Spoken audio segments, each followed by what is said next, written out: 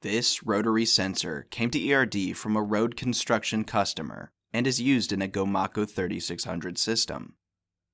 We rebuilt this feedback encoder, and as shown in the video, we fully tested this module before returning it to our customer.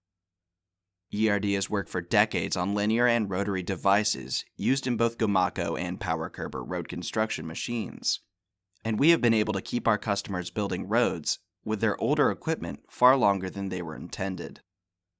At ERD, we help preserve the value of equipment after the OEM either no longer supports it or pieces for the equipment become scarce due to various issues. We take great pride in maintaining systems that make a wide variety of products in several different industries.